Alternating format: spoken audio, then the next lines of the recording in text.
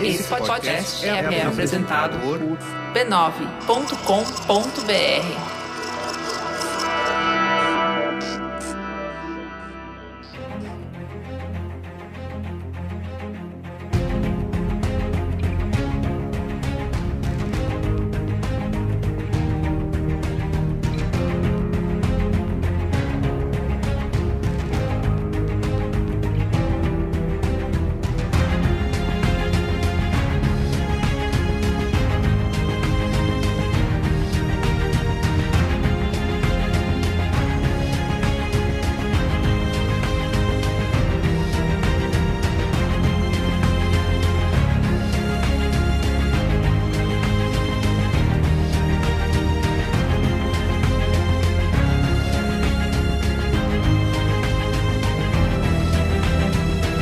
Olá, eu sou Carlos Merigo, esse é o Cinemático número 172. Estou aqui hoje com Pedro Estraza. Fala, rapaziada. Matheus Fiori. E aí, bom dia, boa tarde, boa noite. E temos a volta de Alexandre Maron. E aí, Alexandre, tudo bem? Olá, turma, eu tô aqui porque eu me importo muito com vocês.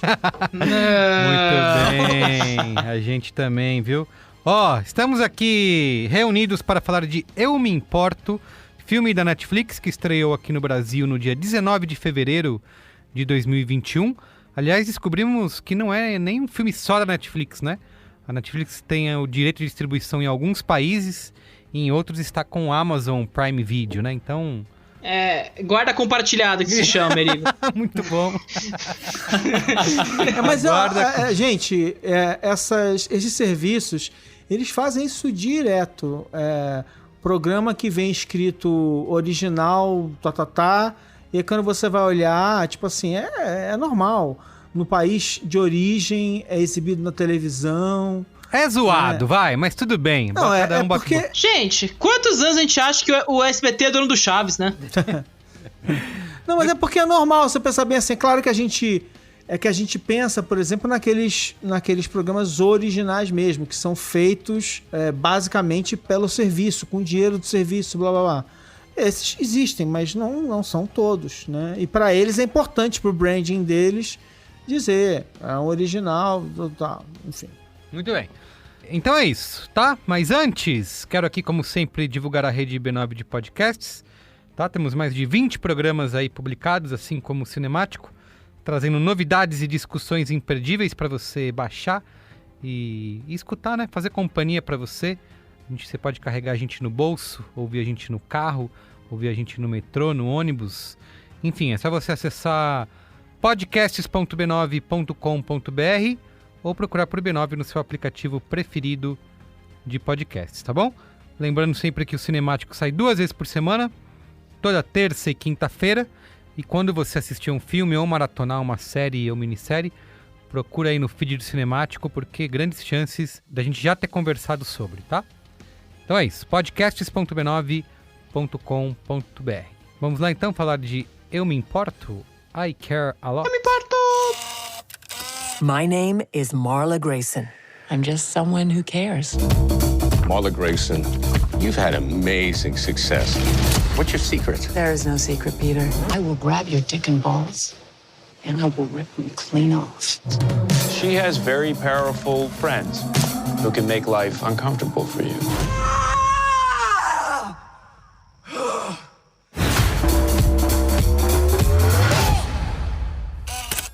Muito bem, vai lá, Pedro Estraza.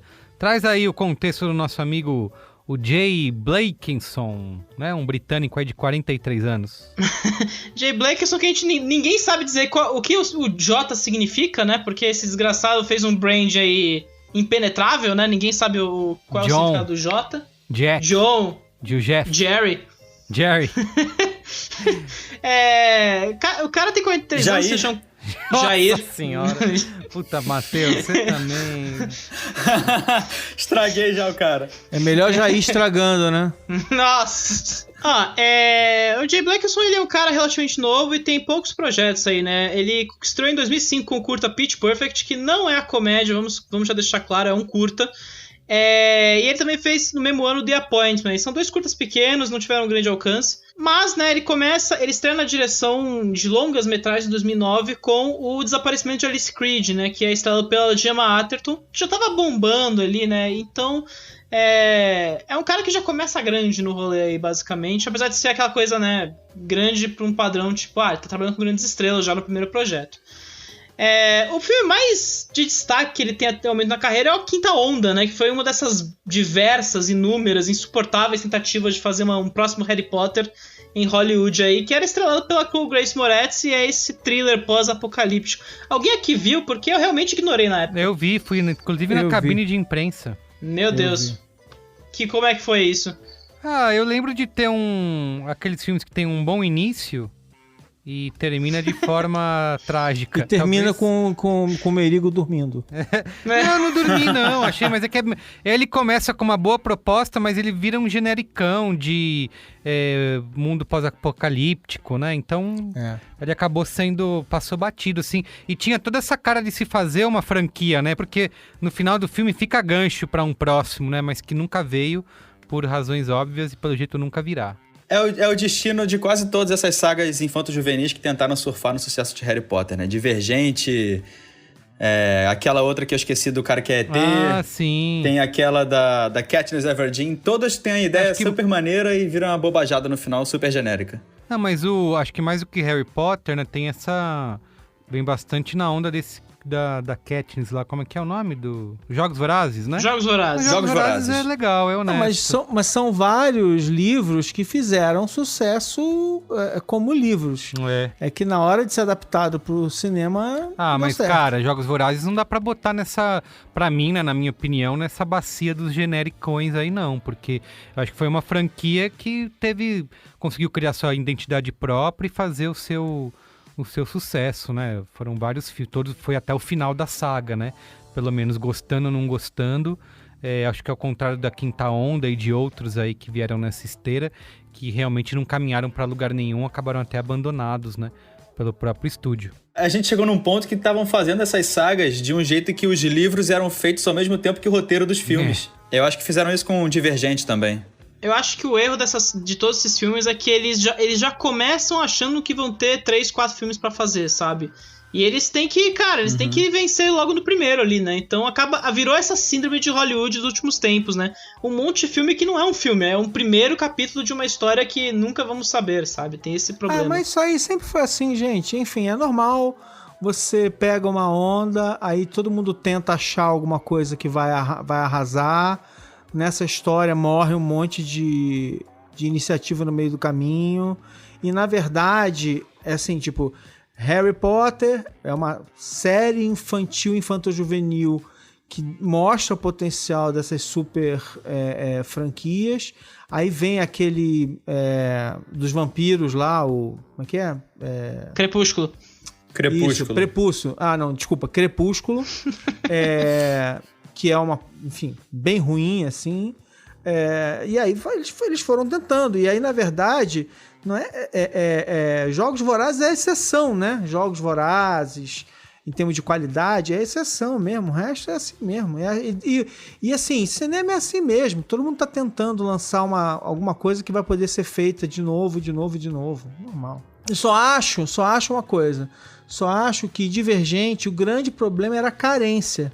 Porque eles só queriam saber Divergente, ficava uma multidão, o filme era caro, né? O elenco muito numeroso. E você percebe que o Quinta Onda chegou na quinta onda desses filmes, né? Foda, eu entendo. Segue o jogo, vai embora, senão começa.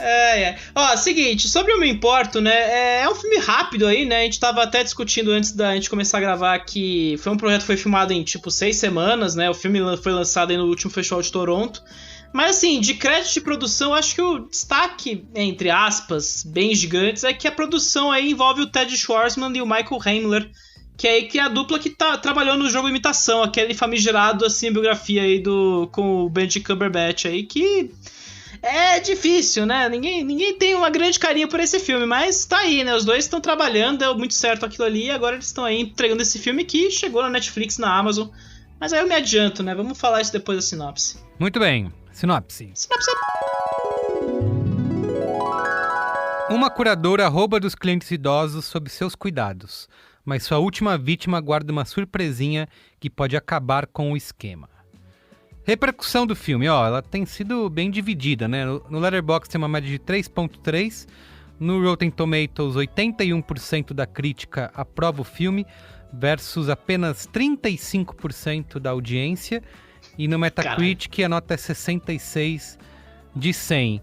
Lá no ranking da Netflix chegou dominando, certo, Pedro Estraza? A gente viu, né? Aqui no Brasil, meio assim, não virou o tema da semana, mas assim, as pessoas assistiram o filme, assim, a gente tá vendo, assim, no Letterboxd, vários logs, as pessoas comentando no Twitter, nas redes sociais, e a gente vê isso nas audiências, né? É bom lembrar que a Netflix só tem a distribuição dos Estados Unidos, França, Alemanha, América Latina, África do Sul, Oriente Médio e Índia. Então ele não vai ter Reino Unido, onde a STX assumiu a distribuição e a gente nem sabe quem está distribuindo. Eu imagino que vai para a Amazon essa distribuição, porque a Amazon distribui na Austrália, Canadá, Irlanda, Itália e Nova Zelândia. Então é o que a gente chama de guarda compartilhada no início deste programa. Mas do lado da Netflix, né, que é quem divulga os dados entre muitas aspas do Diamante, porque, de novo, eles contam como audiência quem gasta 2 minutos vendo o filme, né? Então é complicado. O filme ficou em primeiro lugar nos Estados Unidos, Brasil e no México, que são 3 mercados gigantes e importantes. E em terceiro lugar na Índia, que é geralmente aquela carta coringa dos 6 grandes mercados distribuidores. A Índia tem um funcionamento muito próprio de hype ali, do que tá pegando e implodindo. E o filme, mesmo assim, conseguiu chegar lá em cima. Então, eu diria o seguinte, foi um filme que foi comprado em Toronto, entrou nesse esquema da Netflix de falar, vamos lançar um filme toda semana do ano, e tá dando muito certo. Os caras estão conseguindo emplacar mais um filme aí entre a galera. Inclusive na Índia eles continuam assistindo Friends, né? Exato. E aqui no Brasil a gente teve o fenômeno curioso de ver os Crepúsculo voltando ao top 10, porque foi a semana que a franquia voltou ao catálogo da Netflix, né? Então, de novo, é aquela questão de... Eu lembrei de você, inclusive, chegar, né? Pedro Estrada, porque minha mãe me mandou mensagem essa semana perguntando se dava pra confiar nesse top 10 da Netflix, porque tinha um monte de Crepúsculo lá. E ela falou, como assim, né? E eu falei, olha, não tem, os critérios não são muito bem definidos, né? Mas acho que faz sentido, né? Dá pra entender por que esses filmes estão lá no top da Netflix, né? A Julia Alexander, que ela escreve no Verge, ela fez um texto há um tempo atrás falando como é que a gente mede o sucesso de uma produção no streaming, sendo que, cara, todos os dados que são divulgados são muito imprecisos ou puro bullshit, né? Uhum.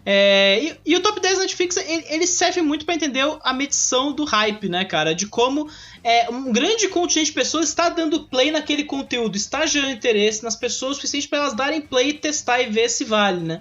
Agora, se tá sendo visto inteiro, quanto tempo a pessoa viu até desistir, né? Porque pode rolar e rola isso aos montes, a gente não sabe, mas a gente entende que rolou esse deslocamento de pessoas rumo ao título e a procura por esse filme dentro do catálogo da Netflix, né? Então, é um dado relevante nesse sentido. Muito bem. Então vamos lá, vamos discutir aqui um filme. É bom dizer que a Rosamund Pike tá concorrendo ao Globo de Ouro, né? Verdade, eu tinha esquecido. Porque vocês estão já querendo acabar com o filme nem começou, sabe? Né, Pedro Estraza? E aí já quer esquecer que a mulher tá, assim, que a Rosamund Pike é ótima. Fale pelo Pedro, não fale por mim. Ô, Maron, já aproveita e fala aí, o que você achou? Eu gostei, então vou começar dizendo, eu gostei. Não acho o filme perfeito. Eu acho que é um daqueles filmes em que no meio você fala assim, não, né? Não. Mas eu acho que e aí assim, quando a gente fala de spoilers, a gente fala sobre, né, o terceiro ato, que é importante. Segura os spoilers. Mas eu acho que os primeiros 2 atos são muito legais. Você se beneficia de não saber a sinopse muito bem. Eu acho que nesse aspecto, o trailer que eu tinha visto foi muito bem construído, porque a premissa da espertalhona que passa a perna em idosos, que não tem quem proteja eles, já era o suficiente para me interessar pelo filme. O que vai acontecer? Então, os plot twists seguintes são legais, então, mas isso já era o suficiente. Eu fui ver o filme porque era a Rosamund Pike, que eu acho ótima, e por causa da premissa inicial. E a partir daí, eu acho que o filme tem ritmo, é bem construído, a reviravolta, enfim, o primeiro e o segundo ato são muito bons. E aí depois dá uma degringolada na reta final que me deixou um pouco incomodado. Eu queria, antes de passar a palavra, vou indo por ordem aqui, talvez de quem mais gostou até quem menos gostou. Então o próximo vai ser o Matheus. Ou talvez ele devesse ser antes do que eu, mas...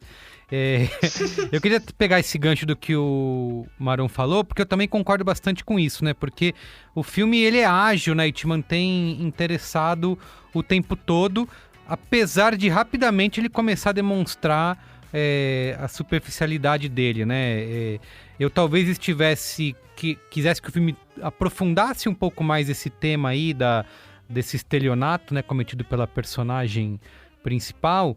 Até porque eu recomendaria muito que vocês assistissem, quem não viu, um episódio que é daquela série também na Netflix, que é Na Rota do Dinheiro Sujo, Dirt Money, que ele fala que é o Guardians Inc., né? Guardians Incorporated, que ele trata justamente disso, né? De como muitos advogados aproveitam brechas na lei para se tornar guardiões, né? Cuidadores de idosos, e só que eles só fazem isso para poder tirar tudo que essas pessoas têm e deixarem essas pessoas na miséria enquanto elas estiverem vivas, botam elas no asilo, mesmo não tendo essa necessidade, para pegar todo o dinheiro dela e vender as propriedades e tudo mais. Esse é um episódio que conta muito bem como que isso funciona, de como é uma rede criminosa que realmente atua nos Estados Unidos. Só que o episódio não está mais no ar, né? Ele foi tirado porque a Netflix está sendo processada por difamação. Então, se você procurar agora, acho que é o 5º episódio da 2ª temporada. Saiu recentemente, né, no ano passado, 2020. Mas para ver agora, você vai precisar dar os seus pulos, porque ele não tá mais publicado. Mas ele dá bastante esse panorama, e eu gostaria que o filme fosse um pouco mais explorar isso. De repente, eu já falei aqui que eu gosto muito de dramas legais, né? Não legal, mas de dramas judiciais, de dramas de tribunal, e talvez eu achei que o filme fosse ir por esse caminho, né? E ela fosse se ferrar, talvez, indo por esse caminho, mas o filme rapidamente abandona isso, né? Ele brinca com essa questão, faz a gente se divertir com a imoralidade toda da coisa, né? Principalmente com a performance vilanesca aí da Rosamund Pike, que talvez, acho que só sabe fazer esse papel, né? Hollywood só bota ela pra fazer esse tipo de papel. Mas a gente se diverte com isso tudo, né? E gosto muito de como o filme brinca também com o fato de a gente ficar o tempo todo procurando alguém pra torcer e a gente não encontra, né? A gente não chega nesse ponto, e o filme acaba colocando o espectador num beco sem saída, assim, para onde que eu vou, né? Quem que é a pior pessoa dentre todas essas pessoas que estão me deixando irritado aqui e com raiva, né? Então a gente acaba sendo colocado nessa enrascada. E um outro ponto é que o filme tenta ser bastante estilístico, né? Digamos assim, faz essas montagens né, super rápidas e cortadinhas para deixar toda aquela vilania ainda mais estilizada e divertida, digamos assim. Não acho que o filme consiga muito bem equilibrar essas duas coisas, né? Entre tentar explorar o peso dessa história e ao mesmo tempo quase querer ser classificado como uma comédia, né?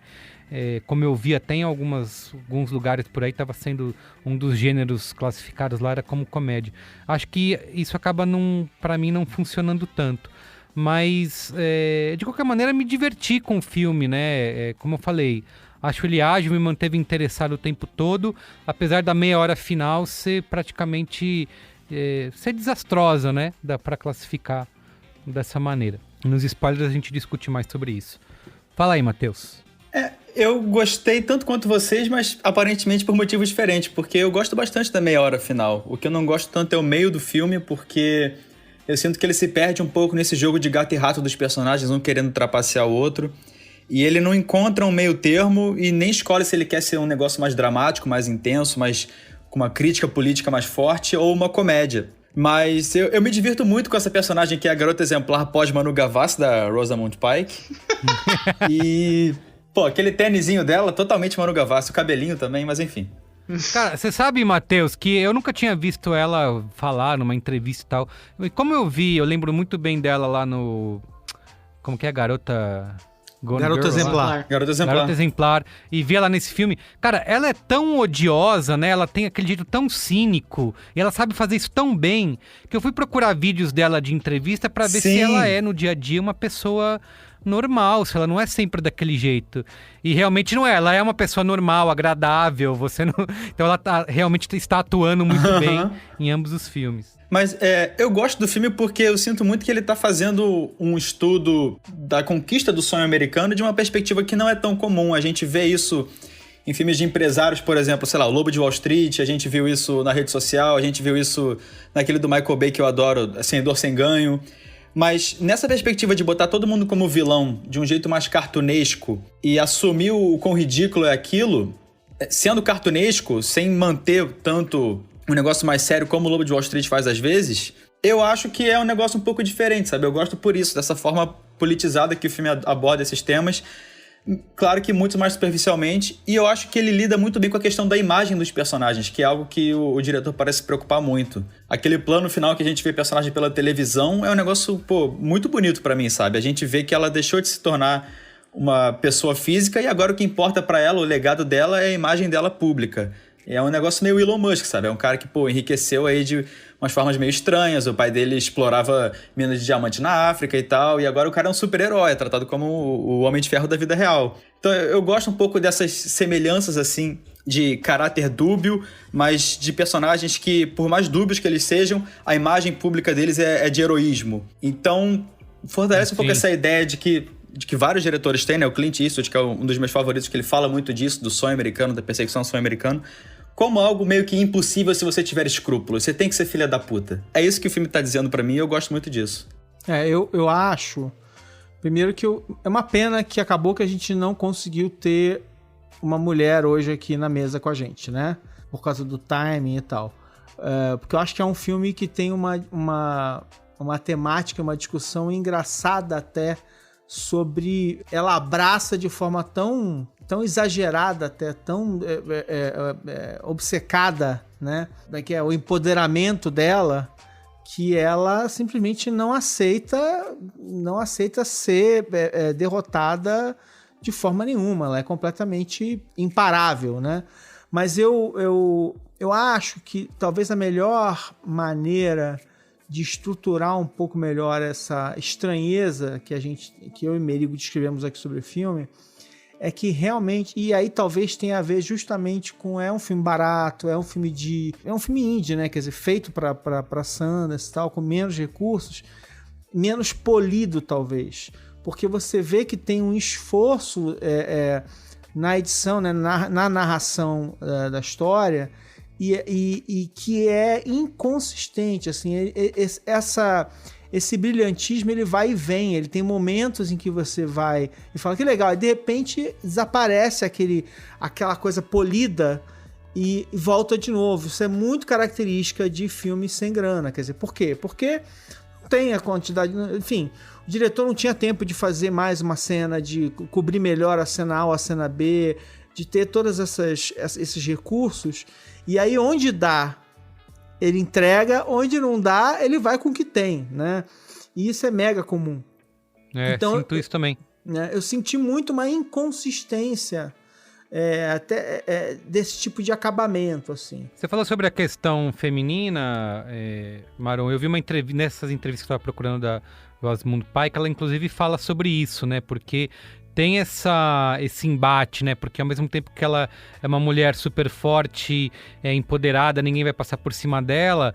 Por outro lado, ela também explora, né, isso para poder dar os golpes dela, né? E fazer com que as pessoas acreditem nela, né? Então, a própria relação que ela tem com o juiz é assim, né? Porque o juiz, ela conquistou o juiz ali porque conhece o juiz cita da coisas da família dela, se sente amigo, se sente íntimo, então ele confia nela, né? E ela vai explorando isso enquanto ela pode, ela vai fazendo usando um carisma dela, né? Para poder, ao mesmo tempo, praticando os crimes que ela quer cometer aí e foder a vida de todo mundo que passar pelo caminho dela, né? Então tem um pouco dessa desse embate aí. E tem uma coisa que eu vi muito criticado sobre o filme, é de mostrar... Ela tem uma namorada, né, um casal de lésbicas, e é meio que um clichê, né, que elas sejam vilãs e corruptas dessa maneira, né, que é outra maneira outro jeito que Hollywood e outros filmes já explorou esses relacionamentos em filmes, né, sempre precisa ser vilão, sempre precisa ser corrupto, sempre é algo para você ter medo, enfim. Então, fica um pouco dessa, como eu falei, desse choque aí de ideias. Vocês ficaram comentando, né, que é legal ver a Rosamund Pike de volta nesse papel, e assim, eu gostaria até de notar, é a primeira vez que a gente vê ela de volta a esse papel de... Porque assim, ó, mulher cruel eu queria só levantando a bola pra você cortar, Pelistraza, porque quando ela fez de novo, esqueci o nome do filme, o Garota... Garota Exemplar. Garota Exemplar. Eu vou falar Garota Interrompida toda vez. Garota Exemplar... Quando ela fez esse filme, dali todo mundo olhou e falou, caramba, é uma grande estrela, né? Agora ela vai dominar, vai estar em tudo quanto é lugar. E eu não sei se essa é uma percepção minha, você pode dizer o que ela fez depois, mas isso não aconteceu, né? Ela meio que ficou à margem. E agora que ela vem reaparecer com um papel parecido, é isso ou não? Eu tenho uma dificuldade, eu nem lembro mais quem ganhou da Rosamund Pike naquele ano. E assim, foi um ano que Garota Exemplar só chegou no Oscar com essa indicação, né? Foi uma coisa meio traumática pra mim, porque, de novo, David Fincher e Oscar nunca dá certo. Mas assim, é isso que você falou, Merigo. Ela realmente, depois de Garota Exemplar, ela nunca mais voltou a esse papel, né? Ela fez coisas como Radioativa, né? Que é a cinebiografia da Marie Curie. Que caramba, tá aí na disputa também... pelo Oscar. Tá mesmo, mas passou batido, né? Porque não ouvi ninguém falar nada. Estreou em Toronto em 2019, o filme ficou um ano na gaveta, lançaram de qualquer jeito. É essa história, sabe? Ela fez os 7 dias em Tab, e ela vem fazendo umas coisas pequenas, porque, de novo, a Rosamund Pike, por mais que a gente queira, ela não é uma atriz de primeiro escalão em Hollywood. Ela não tem apoio de atriz, ela é mais uma character actor, que é aquela atriz que... Cara, ela sabe compor personagens muito bem, sabe? E aí ela procura trampos pra fazer em Hollywood, né? Ela não puxa o dinheiro, entendeu? Isso que é foda. E nesse sentido eu gosto que o Eu Importo devolve ela essa posição, e pelo sucesso que a gente tá vendo aí com a Netflix e tudo mais, é bem possível que a gente comece a ver ela mais nesses papéis, né? E eu acho que é legal porque cria um caminho pra Rosamund Pike que escapa dessa posição meio de coadjuvante, secundário aí, que eu acho que, cara, ela já cresceu o suficiente pra deixar esses papéis de lado e começar a assumir filmes para si, sabe? Isso que você falou é bem legal, sabe por quê? Porque é a mecânica diferente, é uma versão agora, né, nos serviços de streaming, da mecânica do ator de locadora e do ator de cinema, né? No cinema, você precisa, efetivamente, você precisa ser uma estrela, ou um astro para levar a pessoa ao cinema, né? No home video, né, que era DVD, VHS, agora é o streaming, essa lógica é um pouco mais simples, porque basta você falar assim, é aquela loura, poxa, ela é ótima, né? E aí as pessoas assistem, então acaba beneficiando esses character actors, né? Esses atores mais focados nesses personagens que gostam de estudar e trazer essas atuações mais saborosas, assim. E assim, a gente vê que Eu Importo, o Blakeson, ele se muniu ali de um elenco que é, cara, character actors de cabo a rabo, né? Além da Rosamund Pike, a gente tem o Peter Dinklage, a Isabel Gonzalez, a gente tem a Diane West, o Chris Messina, cara, que é, tipo, maravilhoso. Nesse filme ótimo, ele tá assim... Tá perfeito, assim, o advogado que ele faz ali, cara, dá um gosto de ver aquilo em cena, sabe? É muito legal. Tem o Isaiah Whitlock Jr., que tá lá no destacamento Blood, né? Tem até a Alicia Witt e o Damian Young, sabe? Tipo, é um elenco muito parrudo ali, é um elenco que sabe dar conta do recado. Então, assim, e tem o filme, eu acho que ele me ganha nesses detalhes, e tem uma cena que eu vou deixar pra falar nos spoilers, que é uma cena que eu gosto, assim, dentro desse filme. Mas eu acho que o Maron meio que matou pra mim, e o Merigo principalmente falou uma coisa na parte de contexto que eu achei importante. Esse filme, ele começa dando uma impressão legal, assim, uma coisa tipo, puta, a premissa é boa, a narrativa é ágil e tudo mais. Aí você sente ao longo do filme como ele é por mais que seja legal ver, de novo, tem a questão de mercado de você ver a Rosamund Pike de volta esse papel, mas o filme, ele tenta de uma forma pegar aquela coisa do Garota Exemplar de você odeia todo mundo no final porque você leva aquilo na atenção e no riso, né? Você não leva a sério aqueles personagens, mas você teme aqueles personagens. E eu acho que ele quer fazer você se importar muito com um daqueles núcleos, né? O Merico comentou também muito bem, que é aquela coisa de você falar, puta, você tem que escolher um desses lados porque o outro lado é muito escroto, sabe? E eu acho que o filme vai degringolando muito mal a partir da metade, mesmo que dentro dessa segunda metade tenha a cena que eu gosto tanto. Então, o filme pra mim ele vai se perdendo, ainda mais porque ele reduz tudo meio ao exercício da estética, e nesse sentido... Eu já esqueci quem mandou essa no Letterboxd, mas falou assim, cara, a correção de cor do olho da Rosamund Pike é uma parada, assim, que pode dar um nervoso, sabe? Porque o azul varia muito ao longo do filme. Isso, exatamente. Eu também fiquei pensando, será que é proposital? Porque o olho dela é desse jeito, né? Tem isso, né? Essa forçada aí no... É isso que você falou, tentando fazer o estilo, né? Será que foi o Marcelo Dourado que falou isso? Não foi. Não, eu acho que um item extra, pra terminar a parte pré-spoiler aqui, acho que um item extra que incomoda também e que gasta o filme, né? O filme se desgasta nisso, complementando o que vocês falaram, é que os personagens são bem rasos, na verdade. Eles são baseados em clichês muito clássicos, assim. Então, o Peter Dinklage, putz, já vi esse criminoso 300 vezes. Isso, é um mafioso russo, de novo. Ela e a namorada. É o mafioso russo com a aparência do Jack Dorsey. Vamos, convenhamos.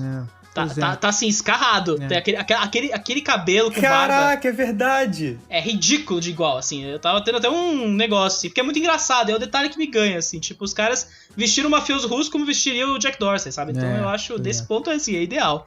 Ela e a namorada serem as lésbicas lindas e poderosas que devoram os homens. Devoram em outra maneira. Esmagam os homens, né? Melhor. A Diane Weiss talvez seja a personagem um pouquinho mais interessante ali, mais difícil de ler, né? Sim. Porque ela não cai. Também é abandonada, né? Isso. E tá maravilhosa. Ela tá realmente muito boa. Mas eu não ligo tanto pra isso, porque eu sinto que a ideia não é tanto aprofundar os personagens e mais usar eles realmente como alegorias. É falar, isso aqui é qualquer empresário que você queira pensar que é onde a gente vai chegar na discussão da meia hora final do filme aí. E por isso que agora a gente vai pros spoilers. Spoilers! Spoilers! Mas antes, o que você já ia falar, Pedro Estrada? Não, antes assim, os personagens são rasos, são toscos, mas, cara, é que eu falo, fica a cargo do elenco dar conta do recado nesse filme, sabe? Então, se você tá querendo ver pelos atores, assim, pelo elenco, assim, eu entendo que a fala pode ser superficial, mas nesse sentido, cara, o elenco entrega, sabe? Você vê que o elenco carrega nas costas alguns personagens, assim, o Peter Dinklage, a Rosamund Pike e o Chris Messina, cara. O Chris Messina de advogado é uma coisa, assim, que me deixou feliz, assim, de ver, assim. O cara realmente lê a conta. A cena é boa. Avada Kedavra. I am your father. A boy's best friend is his mother. What's in the fucking box? I see dead people. Damn you all to hell! Rosebud. Silent Breed is people! Isso que o Matheus falou, pegando esse gancho dele aí pros spoilers, é que é isso, né? O filme... Ele começa colocando todas essas peças ali, todo esse esquema, explicando, né, botando na parede as fotinhos e ela contando como é que faz para dar aquele estelionato lá. Você acha que o filme vai enveredar por aí para tentar explorar esse caminho e talvez aprofundar, mas no fim vira uma história, como o Marão falou, comum, né? De gato e rato, com personagens muito bem estabelecidos, que não tem muito mais daquilo do que eles já são, né? Aqueles vilões. E acaba virando mais isso. Talvez alguns momentos ali de reviravolta, de ação, de tensão, e ele larga, né? Digamos assim, o conceito da coisa toda e vai para um filme mais comum que a gente já viu algumas centenas de vezes. Tu repara que ele é um derivado de Garoto Exemplar, claramente, porque, cara, a reta final do filme, é mais ou menos o mesmo Garoto Exemplar. Você precisa odiar dos dois lados pra ilustrar todo o lado escroto daquele cenário. No caso do Garoto Exemplar é o casamento, toda a instituição do casamento como um todo. No caso do Eu Me Importo, é essa questão da cultura de CEO, assim, né? Ela terminar como CEO, aquela pessoa inspiradora, girl boss, né? Que tem essa coisa também. O filme quer muito desconstruir essa imagem, só que, cara... pra isso você tem que se importar com a personagem, ele joga muito em cima disso, ele ferra muito ela ali a partir de certa altura. Mas vocês achavam... É isso que eu ia falar. Vocês achavam que a solução dele ia ser essa? Eu não. Cara, eu assisti com a Flávia. A Flávia, no primeiro encontro deles dois, ela falou assim, cara, ele vai chamar ela pra trabalhar com ele, é óbvio. Ah, é? É. Eu não percebi isso, não.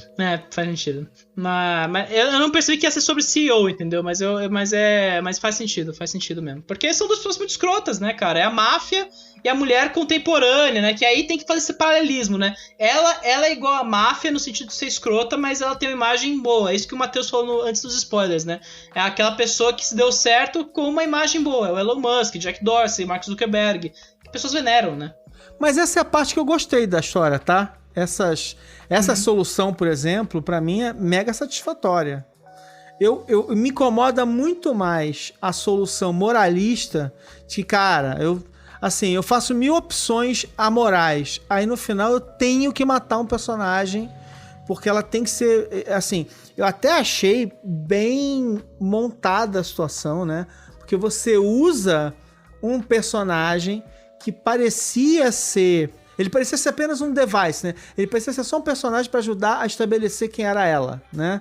Que ela era capaz de fazer tudo aquilo. Perfeito, e tal. E ela era capaz de esmagar o cara. Ele parecia que aquela cena dele, inicial, era só pra mostrar quem ela era, né? E quando ele reaparece no final, eu falei, nossa, se ferrou, acabou. Tanto é que a gente conhece ela pela descrição que ele faz dela. O começo do filme ele sugere umas coisas legais e aí o final meio que dá conta do recado. É meio aquela tiradinha, né? Tipo, é o que o Maru falou também no fim, né? Tipo, olha, isso aqui não importa no começo, mas no fim é importante pra caralho e ele vem do nada ali na história. Mas cara, o que me incomoda é que realmente é ele querer forçar você a tomar o partido dela ali na vingança contra o personagem do Peter Dinklage. Que vem de uma situação que eu acho que é uma puta cena, na real.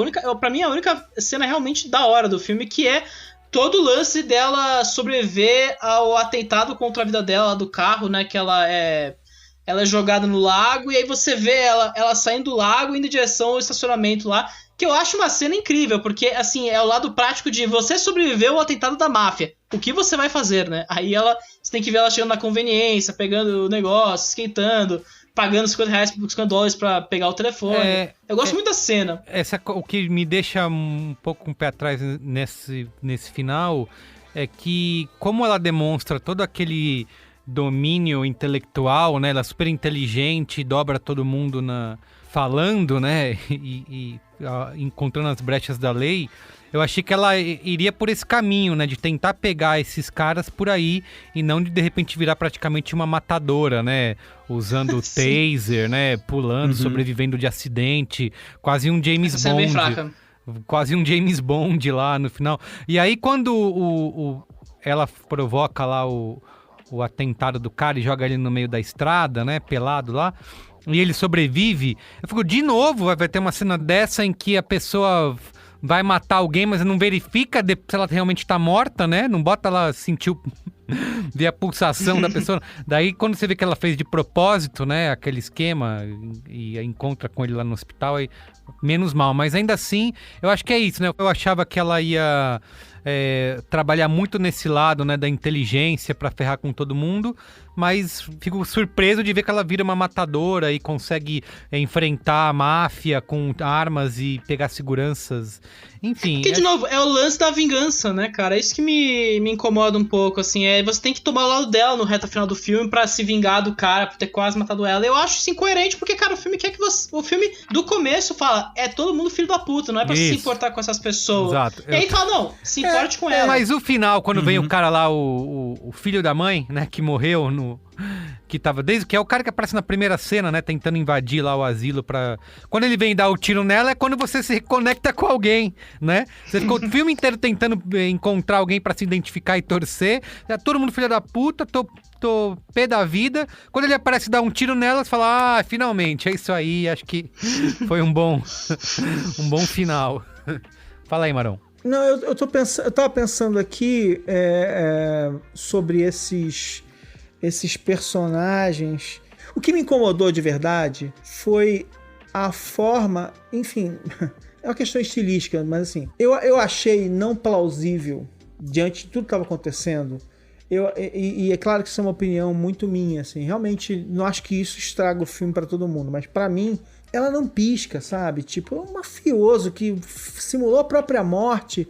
Ela não pensa, ela não pisca, ela simplesmente vai pra cima do cara como se, assim, tipo, me vençam no tribunal. Como assim, você tá louca? Ninguém vai querer ir pro tribunal com você. Tudo que ele não quer é ir pro tribunal. Ele quer acabar com a questão. Ele tentou sequestrar a mãe pra resolver a questão. Ele não quer problema e você tá forçando a mão dele. Como se eu estivesse, né, perdoando o assassino mafioso maluco. Mas tem um momento que isso me soa, assim, aí eu começo a sair, eu começo a enxergar as engrenagens, entendeu? Porque parece que realmente eles estão empurrando ela não pode hesitar, ela não pode parar, ela não pode se intimidar. Mas, gente, assim, a mulher vai no Safe Deposit Box lá, cara, eu juro, assim, quando ela encontra aquele saquinho de diamante. Quando ela encontra aquele saquinho de diamante, se fosse ela, ali eu não ia falar assim, opa, me dê bem, eu ia falar assim, deu merda, não é possível. Você acha um saco com milhões de dólares em diamante e você acha que vai dar tudo certo? Claro que não, alguma coisa tá errada. Alguém vai procurar esse negócio. Então, assim, esse tipo de inconsistência, pra mim, tá? Tipo assim, depende pra outras pessoas, isso não incomoda em nada. Talvez de novo tenha a ver com eu olhar e falar assim, não, gente, essa pessoa é maluca, mas eu, particularmente, eu ia me borrar todo se eu soubesse que no meio de... Bom, primeiro que eu não ia fazer um trambique daquele, mas se eu fosse o trambiqueiro ali, que tá acostumado a nunca ter problema, tá tudo certo, é zero atrito aquele negócio que ela faz, fora ela ser uma canalha. Quando aquele negócio acontece, eu no lugar dela, eu falo assim, cara, ferrou. Deixa eu me livrar dessa senhora que toma sua mãe de volta. Perfeito, tchau, é isso que é realmente incoerente, né? Porque eles mostram isso, né? Ela tem um lance sem atrito, onde ela faz tudo nas sombras. Ele também, né? Ele é uma Cherry, né? A personagem da Diane Weiss é uma Cherry. Isso, ele também demonstra isso, né? De ser um cara que tem faz tráfico de mulheres lá, é um super criminoso, mafioso, mas ele também tenta fazer tudo sem que ninguém saiba nada, e no fim vira uma... Não, e a cena do Chris Messina, que o Pedro falou, a cena do Chris Messina é uma das melhores cenas do filme, uma participação que ele faz, mas a cena, assim, tipo, é muito boa. Aquela coisa dele vir, bota o dinheiro, aí você vê que ele, assim, tipo, cara... Aceita, a fragilidade do discurso, sabe? Isso que eu gosto. O Messina, ele impõe essa modulação do personagem, porque ele tem um plano, só que o plano começa a dar errado no meio da reunião, sabe? Você sente no tom da voz. Ele não acredita que ela não tá topando. Isso, não vai ser... Então, aquela coisa dele parar na porta e falar assim, última chance, não sabe o que fazer. Mas eu acho que faz algum sentido ela ser tão... Qual é o termo? Imparável nesse sentido, porque eu vejo muito os dois como representações de pessoas que cresceram com essa mentalidade, tipo, vou fazer dinheiro e foda-se tudo. Tanto que eu vejo muito o final como ela puxando o cara pro time dela, e não o contrário, porque se por um lado ela não se preocupa com ninguém ao ponto de desistir do dinheiro, tipo, a amiga dela morreu, ok, mas ela sempre quer ganhar dinheiro, o cara não, tanto é que, tipo, a gente já conhece ele sabendo que ele tem essa questão com a mãe dele, então ele se preocupa com alguém. E no final, tanto ela bota de lado tudo que ela sofreu, porque, pô, a namorada dela quase morreu, a amiga dela foi assassinada, etc, tentaram matar ela, quanto o cara esquece que a mulher sequestrou e torturou psicologicamente a mãe dele, porque os dois estão vendo não um ser humano do outro lado, estão vendo uma oportunidade de lucro, é só isso que eles querem. Ainda mais esse negócio de tortura, né, e recapitulando um pouco nessa questão de, a mulher é fria e calculista e só isso, sabe, é superfície total. A cena que ela consegue a transferência da mãe do personagem do Peter Dinklage, da Diane Weiss, que é esse lance, né? Ela fala, eu vou te processar, tu mais lá pro tribunal, te ferro. E a mulher dá um mata-leão nela, imagina depois, e tipo, era tudo parte do plano, ela tava engendrando isso. Tipo, cara, pelo amor de Deus, sabe? Não, é muito levar na superfície o filme, sabe? É isso que o Maron fala, tipo, cara, tem uma hora que você começa a olhar e falar, o filme vai se desmanchando aos seus olhos, assim. E é duro porque, de novo, o filme tem... Ele tem um ritmo, ele tem boas cenas, e beleza, a filiação estética pode ser meio excessiva, mas o filme vai te ganhando. E aí ele meio que bota tudo isso a perder a partir de certo ponto e você fica meio que a ver navios, sabe? É, porque muitas vezes ele não sabe o que quer, né? São cenas que ele poderia muito bem aprofundar essas relações mais simbólicas do filme, as ideias que ele tem mesmo, tipo, de sociedade. Ele prefere fazer uma cena de ação que não tem... que, tipo, é boa, mas é distante do resto do filme. Aí prefere fazer um suspense que é bom, mas é distante do resto do filme. Então acaba sendo um emaranhado de um monte de cenas boas, mas que, tipo, se você junta, não estão dizendo nada. É só a experiência da cena ali isoladamente e acabou. É o filme de uma missão, cara. Ele não consegue perceber as coisas boas que ele tem ao redor, porque ele tem que cumprir a missão no final das contas, sabe? E aí é foda. E aliás, tem uma outra cena divertida, que é quando ele pegou ela. Aquela cena é bem boa. A gente esperou eles se encontrarem o filme inteiro. E ele... Eu acho muito, muito engraçado. Que ele chega e fala assim, tá vendo aqui? É a sua mãe. Porque a mãe dele é importante pra ele, né? E ele mostra, e a sua mãe, ela, foda-se, mata essa imbecil, caguei pra ela. Assim, tem essas coisas assim. Então, assim, eu acho realmente assim que é um filme. Enfim, eu uso muito esse termo, assim. Filme perfeito. É um filme que tem coisas que te incomodam, mas eu gostei, eu curti o filme, entendeu? E tem coisas legais mesmo, tem coisas que eu gostei muito no filme. Mas eu acho que tem essa sensação de inconsistência narrativa mesmo, assim. São umas escolhas, assim. Total. Que o diretor vai fazendo. Você fala assim, pô, mas é o mesmo filme, sabe? O filme parece retalhado. Isso me incomoda e cria esse ruído quando o filme acaba, entendeu? Eu acho que eu espero de coração que, assim, com esse sucesso lance a Rosamund Pike, porque eu quero ver a Rosamund Pike mais nesse tipo de papel, desenvolvendo mais esse tipo de personagem, aprimorando com o tempo, assim. E se esse filme conseguir isso, cara, já cumpriu sua missão, sabe? Eu tenho essa sensação. Se ele lançar a Rosamund Pike de novo nessa trajetória, show de bola. Já fez o que deveria fazer. Muito bem. Vamos dar notinhas? Notinhas! Vamos dar notinhas. Começa aí, Marão. Eu vou dar 3,5 estrelas. Muito bem. E você, Matheus? Será que vai ser escadinha? Porque eu vou dar 3 estrelas. Cara, eu tava pra dar 2,5 estrelas, mas depois do nosso papo aqui, eu concordo com o Marão, eu vou dar 3 estrelas, porque tem essas imperfeições, reclamo de muita coisa, mas ainda assim foi uma boa jornada divertida. Eu vou dar 2 estrelas mesmo, porque é absurdo, é toda essa puxação pra cima de um filme que é bem fraco no geral. Qual é a média aí? A média do cinemático é 2,3, né? 2,875, então é 3 estrelas. 3. Justo. Muito bem, ficou justo. Isso aí. Justíssimo. Muito bem, gente. Média do cinemático aqui para Eu Me Importo, 3 estrelas. Antes da gente encerrar, tem recadinho aí, alguém leia, acesse, ouça, veja para os nossos audiências? Se importe com o site. Isso. No dia que você tá ouvindo isso, tem Flamengo e São Paulo. Torça pelo meu time, pra eu ficar feliz. Muito bem. E você, Marão? Não, olha, hoje eu tô aqui, cara, calmamente, eu passei, acho que 3 ou 4 semanas alucinado, meu filho teve Covid, Eita. não sei o que lá, tudo junto. Tá tudo bem, eu tô achando que eu consegui ver filme esses dias, eu tô achando ótimo. Me diverti muito. Muito bem. Então eu acho que no meio disso tudo, eu me diverti jogando Hitman 3. Então, eu tô... Foi que planejando a morte das pessoas. Relaxou planejando a morte das pessoas. Isso aí. Então tá bom. Quem quiser mandar e-mail pra gente aqui é no cinemático@b9.com.br ou nos siga lá nas redes sociais. Estamos no Twitter e no Letterboxd, tá? Procura lá Cinemático Pod. Tá bom? É isso, gente. Beleza. É isto. É isso. Beijo pra todos. Obrigado, viu? Beijo, gente. Beijo. Tchau. Tchau. Tchau. Valeu.